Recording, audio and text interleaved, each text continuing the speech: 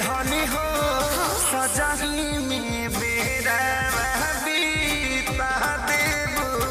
भोजपुरी के trending star Khesari Lal Yadav का आज के दिन तीसरा गाना आ गया छठ पूजा का, जो कि लगातार खेसारी लाल यादव गाना गा रहे हैं और वायरल हो रहे हैं। इस बार खेसारी लाल यादव को ग्लोबल म्यूजिक से गाना आया हुआ है जो कि अलग ही बवाल कर रहा है। इस बार खेसारी लाल यादव नया शादी किए हैं और अपनी घरवाली को बहुत बुरी तरीके से डांट रहे हैं और प्यार से समझा रहे हैं, ये धनी हो आरक के बेरा होता का एकदम लेट जेबू भैया। उसका घरवाली बिल्कुल नहीं मारे खेसारी लाल यादव का, खूब मेकअप लगा रही है, खूब एकदम साड़ी चेंज कर रही है, साड़ी पहन रही है, एकदम पल्लू एकदम सीधा साधा कर रही है।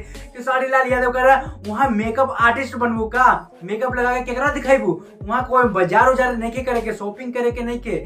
और भैया ऐसे खेसारी लाल यादव बोल रहे बारे, लेकिन उनकर घरवाली कहा ताड़ी ए हो करे जब मेकअप लगा दे थोड़ा पाउडर क्रीम लगा के जाए तब तो वहाँ झमकब, तभी तो तोहके कही हाँ खेसरिया के बीबी हा।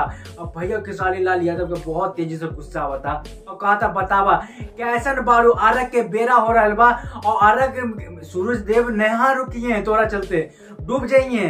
भैया उनकर घरवाली बिल्कुल नहीं के माना ताड़ी और खूब एकदम मेकअप कर रही एकदम। और भैया खेसारी लाल यादव जैसे तैसे कर रहे बहाना भी मार रहे कि हम दोस्त यार के संग पटाखा फोड़ब, तो लड़की कहती हाँ तू पटाखा फोड़बा हम मेकअप ना करी। मतलब कि भैया जवाब पे जवाब। आज के लड़की ऐसी हो गई भैया, कहा कि भैया बिल्कुल एकदम मेकअप लगा के एकदम पूजा पाठ करे सन। और भैया पूजवे पाठ में एकदम मेकअप लगा के एकदम सूरज देव के काम आनी है।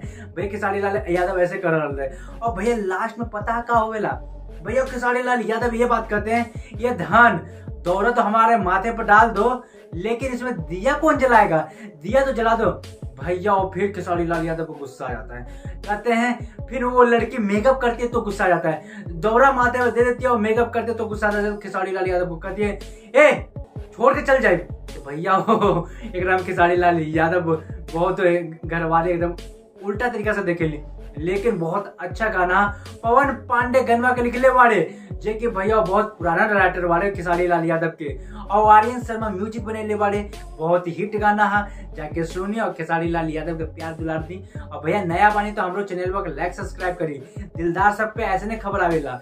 भोजपुरिया समाज जिंदाबाद हो भैया।